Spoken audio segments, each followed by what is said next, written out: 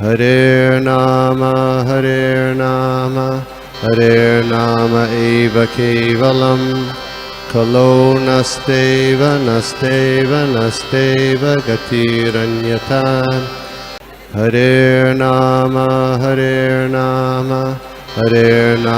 eva kevalam Kalo nasteva nasteva nasteva gatiranyata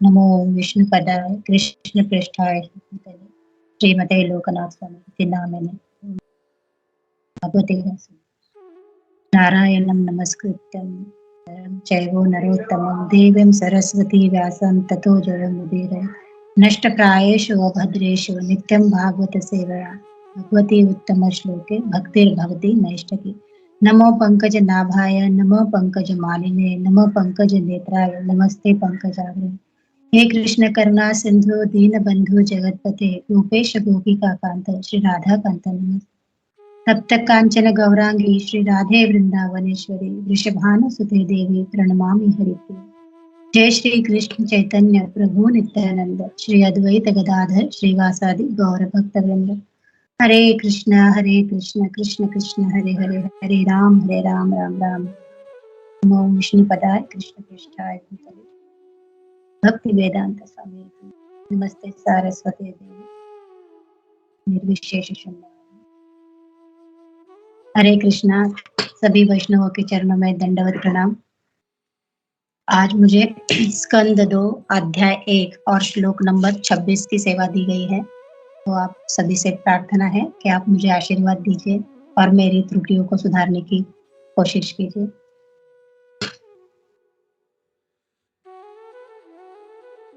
श्लोक अध्याय 1 श्लोक नंबर 26। पातालमेतस्य हि पादमूलम् पठन्ति पार्ष्णे प्रपदे रसातलम् महातलं विश्वसृजोतगुल्फो तलातलं वै पुरुषस्तजंगे। अनुवाद बाय श्रील प्रभुपाद की जय। जिन पुरुषों ने इसकी अनुभूति की है उन्होंने यह अध्ययन किया है कि पाताल नाम से प्रसिद्ध ग्रह मंडल विराट पुरुष के पांवों के तलवे है तथा उनकी एड़ियां और पंजे रसातल के ग्रह समूह है। टखने महातल लोक है तथा उनकी पिंडलियां तलातल लोक है। यहाँ पे श्रील सुखदेव गोस्वामी प्रथम और दूसरे स्कंद को भगवान के चरणों का रूप बता रहे हैं। तो हमें भी भगवान के चरणों को चरणाश्रय किस तरह से लेना चाहिए, तो इसके बारे में सुखदेव गोस्वामी हमें मार्गदर्शन कर रहे हैं महाराज परीक्षित के द्वारा। तो ये जो भगवान का विराट रूप यहाँ पे जो प्रस्तुत हो रहा है, तो सुखदेव गोस्वामी ये बता रहे हैं कि ये विराट रूप किनके लिए है। तो ये विराट रूप वो भौतिकतावादी लोगों के लिए है जो कहते हैं कि किसने देखा है भगवान को, किसने देखा है, हम कैसे माने।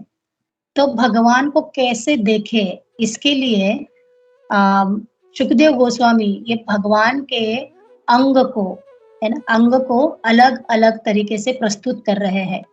जैसे उनके पांव क्या है, विराट रूप के पांव है वो पाताल लोक है, तो पाताल लोक का वर्णन है। फिर उनका जो कटी प्रदेश है, तो वो जो कटी है वो हमारा पृथ्वी है, हमारा पृथ्वी लोक है। और जो उनके ऊपर वाला जो हिस्सा है वो ऊर्ध्व लोक है। तो इस तरह से भगवान के अंग से वो जो ये भौतिकतावादी लोग हैं, जो ये जिनको भगवान को देखना का है ना, जो कहते हैं कि कैसे देखे है ना, किसने देखा है, तो उनके लिए ये प्रस्तुत किया गया है सुखदेव गोस्वामी द्वारा। तो जो ये भागवतम है, और भागवतम में जो भगवान का विराट रूप का दर्शन है, और भगवद गीता में जो अर्जुन के लिए विराट रूप का दर्शन है, ये दोनों भी भिन्न है।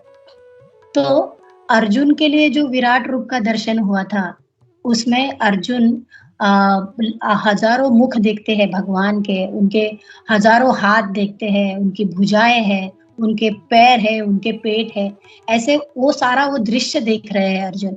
और उसमें वो कमल पे पुष्प पे आसीत ब्रह्मा जी को देख रहे हैं, शिव जी को देख रहे हैं, अनेक ऋषि मुनियों, नारद सहित अनेक ऋषि मुनियों को देख रहे हैं, सर्प इत्यादि को भी देख रहे हैं और उस विराट रूप में सभी भगवान के मुख में प्रवेश कर रहे हैं, भगवान सबको निगल रहे हैं।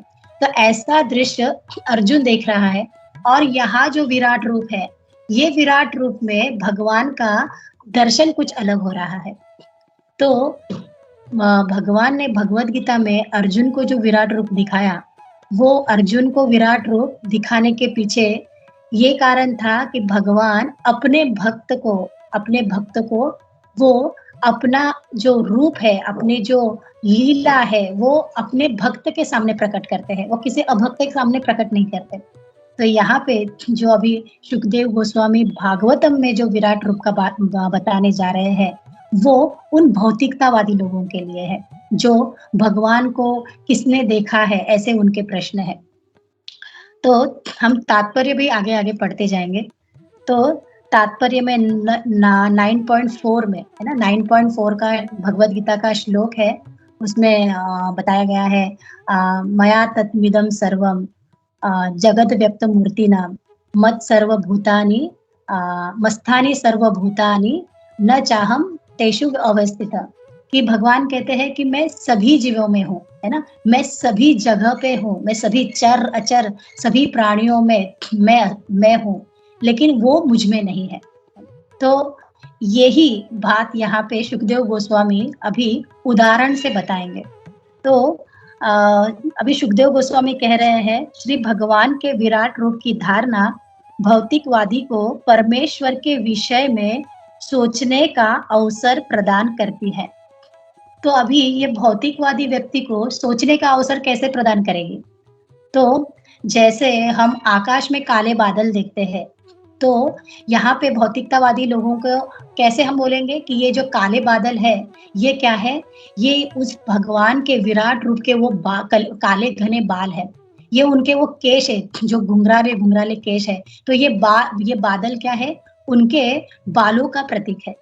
तो फिर जो सुगंध आती है, वो सुगंध क्या कहा जाता है? सुगंध को भगवान की घ्राणेन्द्रिया कही जाती है ना? कि वो जो सुगंध आ रही है वो भगवान की घ्राणेन्द्रिया है। ये जो सारी दिशाएं हैं, ये दिशाएं क्या है? भगवान की कर्णेन्द्रिया है। तो ये भौतिकतावादियों के लिए इस तरह से इसको समझाने का प्रयास सुखदेव गोस्वामी यहाँ कर रहे हैं। आगे कहते हैं भौतिक संसाधनों के शोषण का भौतिकवादी दृष्टिकोण श्री भगवान की बहिरंगी शक्ति के भ्रम के कारण होता है। तो ये जो है ना, हम इसको क्यों नहीं हम इसका अनुभव कर पाते, या भौतिकतावादी लोग हैं, ये इसका अनुभव क्यों नहीं कर पाते? तो यहाँ पे भागवतम में सुखदेव गोस्वामी एक बहुत अच्छा उदाहरण देते हैं कि ये भागवतम ना ऐसा ग्रंथ है कि ये हर एक व्यक्ति के निष्ठा के अनुसार उसके हृदय में प्रकट होता है। तो हर व्यक्ति के निष्ठा के अनुसार कैसे हृदय में प्रकट होगा? तो जैसे कोई पाक कला है ना, कुकिंग कर रहा है, तो कुकिंग में कोई तो 10 सामग्रियां दी गई है, 10 इंग्रेडिएंट दी गए हैं कि आपको इन 10 चीजों से आपको वस्तु बनानी है। तो जो एकदम नवसिखिया है, जिसको अभी नया है, वो एक साधारण सा कोई तो उस 10 चीजों से बना लेगा। जो थोड़ा सा उसमें प्रगल्भ है ना, जो मिडल में है, तो वो क्या करेगा? वो थोड़ा सा बेटर बनाएगा, उससे उस 10 चीजों से थोड़ा सा और बनाएगा। लेकिन जो उत्तम कुक है, जो एकदम निपुण है कुकिंग में, जिसने बहुत सालों से कुकिंग में जो सेवा कर रहा है, तो वो क्या करेगा? वो उस 10 चीजों से बहुत सारी उत्कृष्ट से उत्कृष्ट इंग्रेडिएंट उसमें से भोजन बनाएगा, है ना, जिसमें स्वाद भी होगा और जिसमें रस भी होगा। तो इस तरह से ये भागवतम क्या है? जिसकी निष्ठा कैसी है, उसके अनुसार वो उसके हृदय में प्रकट होता है। वो उसके हृदय में वो भक्ति प्रकट कर देता है। तो यहाँ पे ये बात यहाँ बताई गई है। आगे कहते हैं सुखदेव गोस्वामी, अतएव यदि कोई श्री भगवान के विराट रूप की धारणा से परम सत्य की अनुभूति करना चाहता है, तो उसे सेवा भाव विकसित करना होगा। तो यहाँ पे अभी मेन चीज पे सुखदेव गोस्वामी हमारा ध्यान आकर्षित करते हैं कि हमें, यदि हम भागवतम ग्रंथ को पढ़ रहे हैं, है ना, बहुत सालों से लोग कहते हैं ना कि मैंने इतने साल भागवतम के ग्रंथ को पढ़ा है, लेकिन भागवतम के ग्रंथ को पढ़ने के बावजूद भी उनके अंदर वो भक्ति प्रकट नहीं होती। तो भक्ति क्यों नहीं प्रकट होती? तो इसका गूढ़ रहस्य यहाँ पे सुखदेव गोस्वामी कहते हैं कि सेवा भाव विकसित करना होगा। तो हमें गुरु धारण करना होगा, है ना। गुरु के आज्ञा अनुसार हमें सेवा को, हमें अपने मन चाही सेवा नहीं ढूंढनी है कि मुझे ऐसे लगा, मैंने ये पढ़ा तो मुझे ऐसा लगा, है ना। तो गुरु के आचरण, गुरु के आश्रय में रह के और हमारे उस तरीके से हमारे आचरण को हमें सुधारना पड़ेगा। तो हमें सेवा भाव से ही क्या होगा, इस भगवान के इस रूप को दर्शन करना होगा। आगे कहते हैं, सेवा भाव को पुनर्जागृत किए बिना विराट साक्षात्कार की धारणा का दर्शक पर नगण्य प्रभाव पड़ेगा। तो देखिए, इतने हम लोगों से सुनते हैं कि अरे मैंने तो इतनी बार पढ़ा, अरे मुझे तो इसके बारे में जानकारी है, लेकिन वो भक्त नहीं बनते। तो इसका मूल क्या है? मूल है सेवा। सेवा भाव को जागृत किए बिना, क्योंकि हमारा स्वरूप क्या है? हमारा स्वरूप है जीवेर स्वरूप है नित्यर कृष्ण दास। हम कृष्ण के दास ही है, लेकिन यदि हमने भागवतम ग्रंथ पढ़ने के बाद हमारा ये भाव जागृत नहीं हुआ, सेवा का भाव, हम दास है, दास का भाव जागृत नहीं होता है, तो ये विराट रूप का साक्षात्कार, इससे हम वंचित रह जाते हैं। आगे कहते हैं, श्री भगवान के दिव्य स्वरूप की कोई भी धारणा भौतिक सृष्टि का अंग नहीं होती।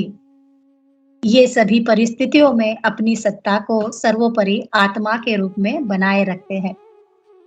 तो आगे यहाँ पे सुखदेव गोस्वामी भगवान के जो शरीर के अंगों का वर्णन बता रहे हैं कि उनके जो 14 जो ब्रह्मांड है तो कैसे विभक्त किए गए हैं, उसको 14 लोक, एक ब्रह्मांड के 14 लोक।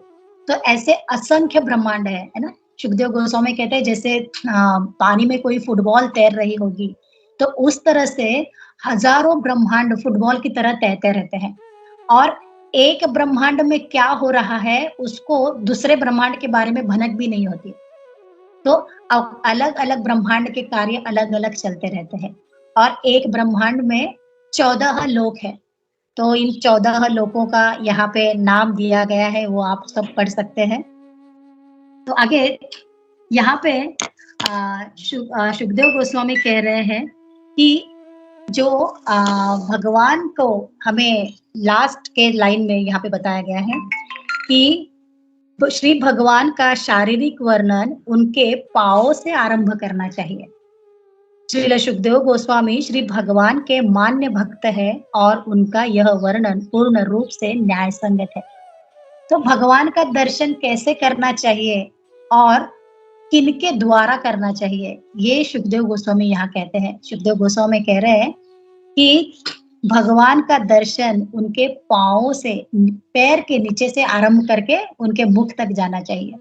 तो यहाँ पे सुखदेव गोस्वामी को कहा गया है मान्य भक्त है। तो हमें श्रवण भी किससे करना है? हमें श्रवण भी इन्हीं मान्य भक्त जिन्होंने भगवान के चरणों का आश्रय लिया है, ऐसे भक्तों द्वारा ही हमें इसे पढ़ना होगा, क्योंकि तभी कृष्ण हमारे हृदय में विराजमान होंगे। तो ये शुद्ध भक्त ही हमारे हृदय में कृष्ण को विराजित करेंगे। तो ये यहाँ पे सुखदेव गोस्वामी बता रहे हैं। तो सुखदेव गोस्वामी आगे कहते हैं कि ये जो हम क्यों नहीं जुड़ पाते हैं, हम क्यों नहीं कर पाते हैं, हम क्यों नहीं भगवान के चरणों का आश्रय ले पाते हैं? तो हमारे जीवन में इतने जन्मों से है ना? इतने जन्मों से हमने जो कल्मश इकट्ठा किए हुए हैं, इतने पाप हमारे जीवन में इकट्ठा हुए हैं, तो उसके वजह से क्या हो रहा है, हमारी पाप करने की वृत्ति कम नहीं हो रही है। हमारे जो ये कल्मश जमा ही होते जा रहे हैं। जब हम इस भागवतम ग्रंथ को शुद्ध भक्तों द्वारा पढ़ेंगे, तो ये क्या होगे, हमारी ये जो कल्मश है, हमारे पाप है, वो नष्ट होते जाएँगे, ये पूरे भस्म हो जाएँगे। तो अभी यहाँ पे सुखदेव गोस्वामी और हमारे गुरुदेव जी जो भगवान के चरणों के विषय में बताते हैं, तो ये भगवान से क्या करना है, तो भगवान से अभी हमारा संबंध स्थापित करना है। तो जो प्रयोजन, अभिदेव और संबंध, जो भगवान के संबंध में जो श्लोक आता है, उसमें मदन मोहन का उल्लेख है। तो मदन मोहन के कमर के नीचे का जो भाग है, जो उनके चरण है, तो यहाँ पे हमारे आचार्य कहते हैं उन चरणों के आश्रय को हमें लेना है, यदि हमें कृष्ण को हमारे हृदय में प्रस्थापित करना है तो। तो ये अभी जो भगवान के चरण है, चरण कमलों का वर्णन गुरुदेव करते हैं। गुरुदेव कहते हैं कि भगवान के चरणों में, दोनों चरणों में 19 चिन्ह हैं। उनके राइट वाले पैरों में 11 चिन्ह है और उनके लेफ्ट वाले चरणों में 8 चिन्ह है। तो जो हम पहले राइट वाले चरणों के चिन्हों का उल्लेख करेंगे। तो राइट वाले चरणों में जो अंगूठे के बराबर नीचे एक जौ का दाने का चिन्ह है। तो जो राधा कृष्ण के चरण कमलों में जौ के चिन्ह का जो ध्यान करते हैं जो भक्त, तो उनकी भौतिक इच्छाएं सारी पूरी हो जाती हैं। उनकी जो भी भौतिक कामना है वो सारी पूरी हो जाती है। तो ऐसे भक्त जब राधा कृष्ण की भक्ति करते करते करते क्या हो जाता है, उनकी जो भौतिक कामनाएं थी, उनकी जो भौतिक इच्छाएं थी, अभी वो धीरे धीरे धीरे धीरे कम होती जाती है और इतनी कम हो जाती है कि वो जौ के दाने की तरह हो जाती है ना? और वो पूरा उनका आध्यात्मिक, वो अपना आध्यात्मिक स्वरूप धारण करते हैं। उनका अभी कोई भौतिक चीजों में कोई रस ही नहीं रहता। तो जो ये भगवान के अंगूठे के नीचे जो जौ का दाना है वो उसका प्रतीक है। फिर आता है चक्र, चक्र का चिन्ह है बराबर उस जौ के नीचे ही। अंगूठे के नीचे जौ है, जौ के नीचे चक्र है। तो ये चक्र हमें, जो हमारा ये काम, क्रोध, मोह, लोभ, ये जो हमारे षड रिपु है और इनके वजह से हम पाप कर्म में जुड़ जाते हैं, हमारी पाप करने की प्रवृत्ति प्रगल्भ होती है। तो इनको काटने का सामर्थ्य इस चक्र में है। तो जब हम राधा कृष्ण के चरण कमलों का ध्यान करेंगे, तो इन षड रिपु से हमारी सुरक्षा होगी। फिर उसके बाजू में आता है कमल, कमल पुष्प। तो राधा कृष्ण के जो चरणों का ध्यान करते हैं, उनको वो प्रेम लोलुपता प्राप्त हो जाती है, उनको वो भगवान का दिव्य प्रेम प्राप्त होता है। तो कैसे? तो जो भ्रमर है, वो भ्रमर क्या करता है, वो रात भर, है ना, उस जो कमल का जो मधु है, उस मधु को, वो इतना मधु उसको प्रिय है और मधु के लिए वो वहां पे उस कमल के पुष्प पे जाता है और उसके वो जो कोमलता है, उसका जो सुगंध है, वो इतना आकर्षित हो जाता है कि रात भर उस कमल के पुष्प पे ही रहता है। और कमल के पुष्प का गुण है कि वो रात को बंद हो जाता है और वो जो भ्रमर है, वो भ्रमर भी उसके अंदर ही कैद हो जाता है। और उस भ्रमर में वो ताकत है कि वो उस कमल के कोमल पंखुड़ियों को तोड़ के वो बाहर आ सकता है, लेकिन वो उसकी कोमलता से, उसके सुगंध से इतना आसक्त हो जाता है कि वो वहां पे ही रह के अपने प्राण को त्याग देता है। तो जो राधा कृष्ण के चरणों का आश्रय ग्रहण करते हैं, हम भगवान की आसक्ति में अपने आप को लीन कर देना चाहते हैं, भगवान के चरणों के आश्रय में ही हमारे जीवन को समर्पित करना चाहते हैं। तो आगे है अंकुश। अंकुश, अंकुश ये मन रूपी हाथी का, इसको हमारे आचार्य कहते हैं, ये क्या है, मन रूपी हाथी है।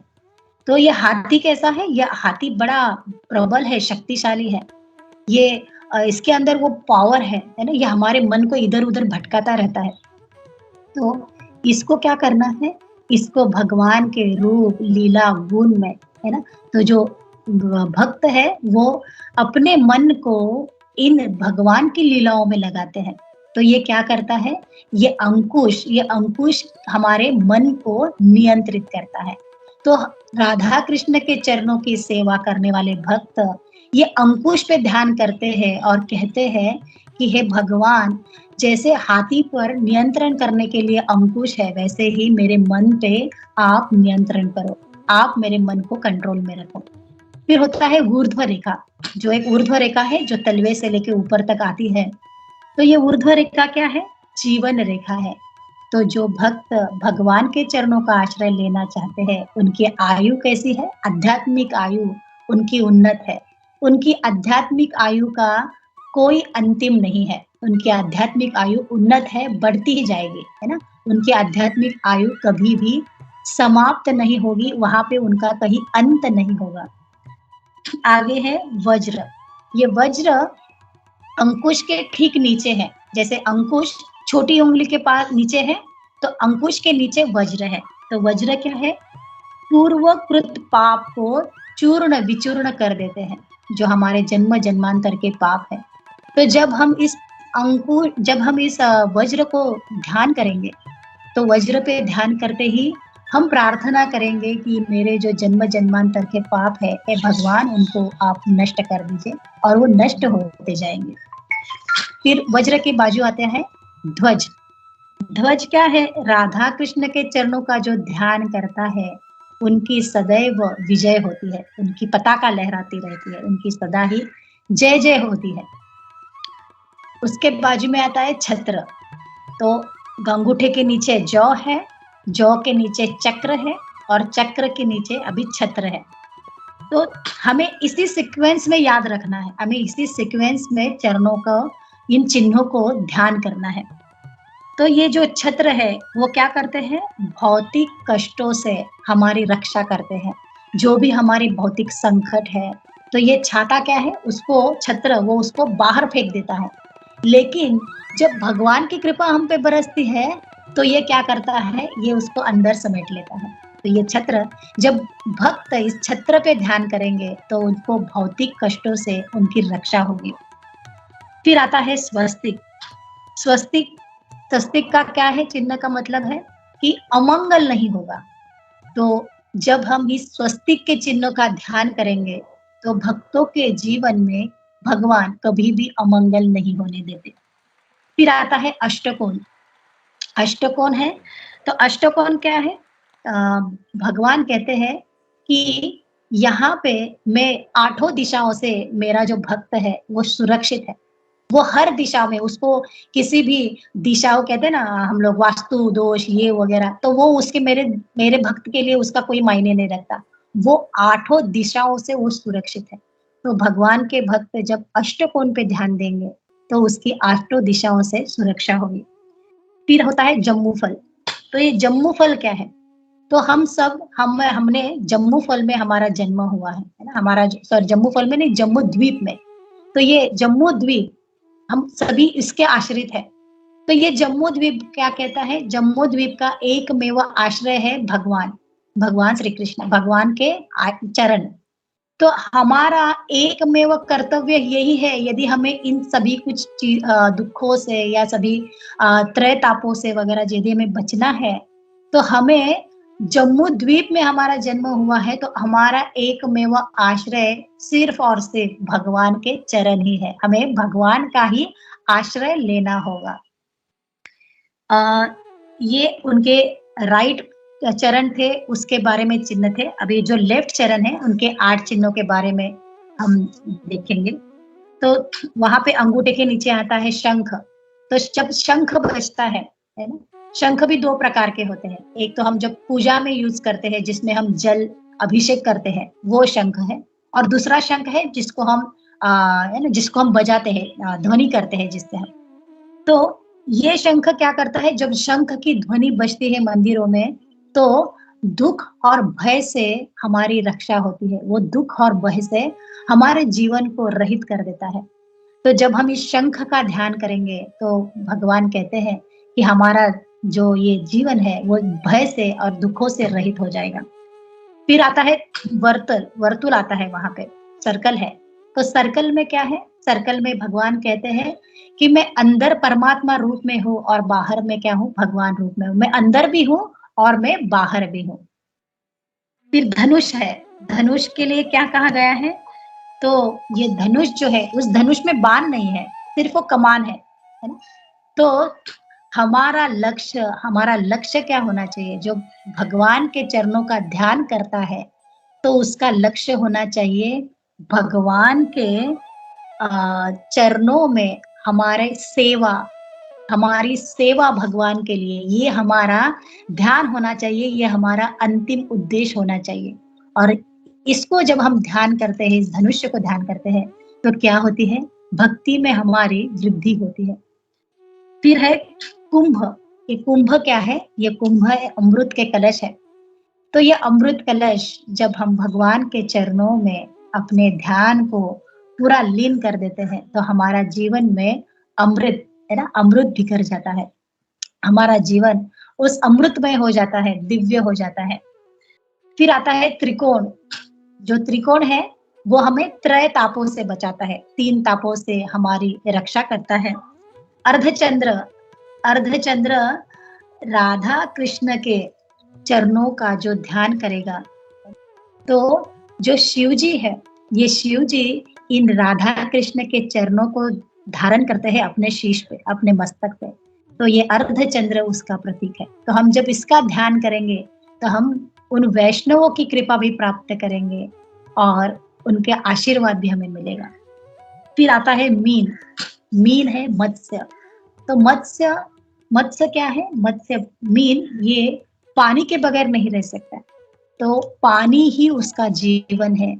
तो जो भगवान के चरणों का आश्रय लेता है, भगवान के चरणों में अपने आप को समर्पित करता है, तो उसको भगवान के सिवा यदि वो कोई सोचे, भौतिक जगत के बारे में सोचे भी, तो वो मछली के जैसे तड़प के मर जाए, उसको घुटन सी हो जाए। तो ये मछली की तरह हम जब उस मछली पे ध्यान देंगे, उस मीन पे ध्यान देंगे, तो हमें ये बात हमेशा स्मरण होनी चाहिए कि मेरा एकमात्र आश्रय ये भगवान के चरण ही है। तो यहाँ पे जम्मू फल और मीन, है ना? ये दोनों चीज़ें क्या बता रहे हैं कि जम्मू द्वीप में हमारा जन्म हुआ है, तो हमारे लिए दूसरा कोई पर्याय है ही नहीं। और मीन बता रहा है कि भगवान के सिवाय हम जी ही नहीं सकते। तो एकमात्र आश्रय है क्या हमारे लिए? तो ये है श्री कृष्ण के चरणों का आश्रय ही हमें लेना है। तो यहाँ पे सुखदेव गोस्वामी जो भौतिकतावादी लोग हैं, उनके लिए जो विराट रूप के जो चरण हैं, वो क्या है? वो पाताल लोक है ना? वो पाताल लोक है। जैसे उनके बताया गया है उनके तलवे क्या है? उनके तलवे पाताल है। फिर उनके एड़िया और पंजे है वो रसातल और महातल है। फिर टखने तलातल है ना?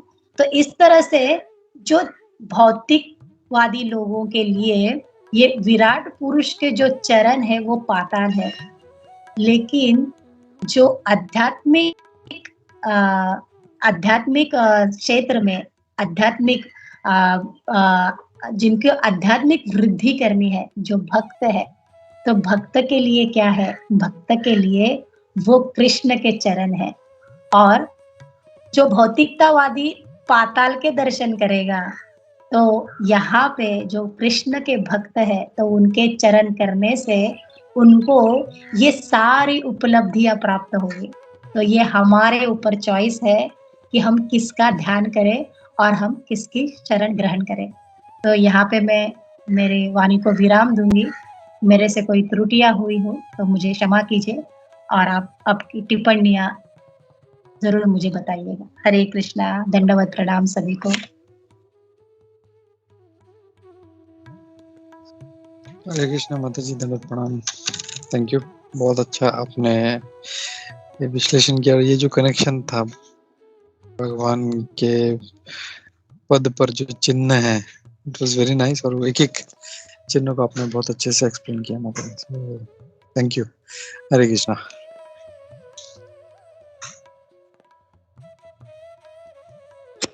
All glories to Gurudeva and Srila Prabhupada.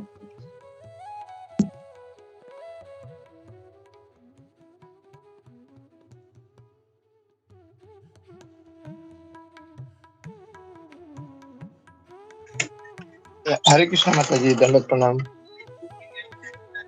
Thank you so much माता जी फॉर वंडरफुल क्लास। और आज का जो टॉपिक था भगवान के कमल चरणों की, उसके ऊपर आपने बहुत अच्छे से मतलब वो पूरे वो एक एक चिन्ह के ऊपर आपने बहुत अच्छे से इस समय में आपने कवर किया माता जी। वंडरफुल लेक्चर माता जी, थैंक यू सो मच माता जी। हरे कृष्णा। हरे कृष्णा, दंडवत प्रणाम प्रभु जी।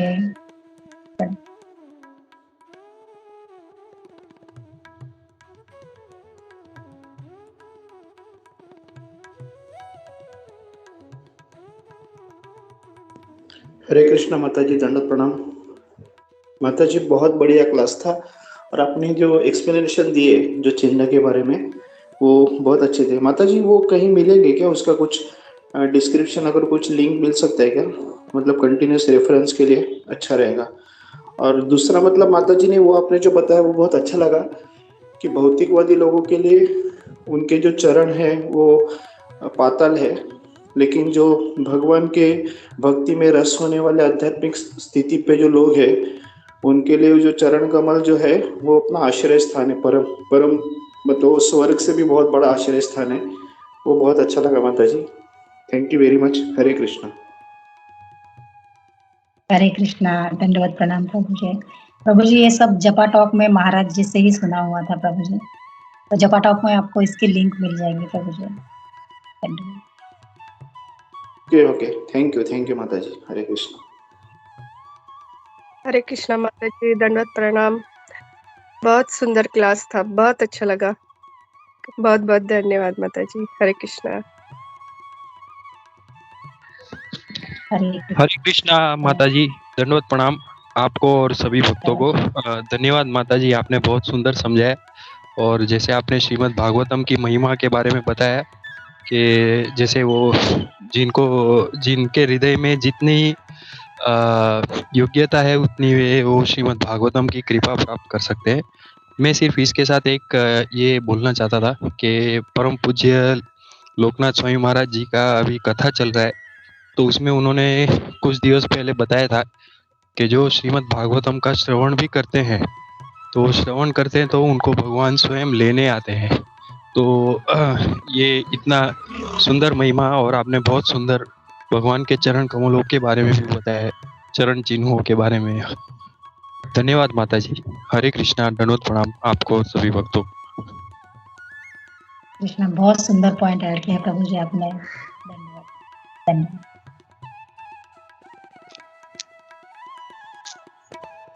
ओके, थैंक यू माता जी, बहुत बहुत धन्यवाद। हरे कृष्ण। नरसिंह हाथी लेते हैं हम लोग। स्वरूपा माता जी।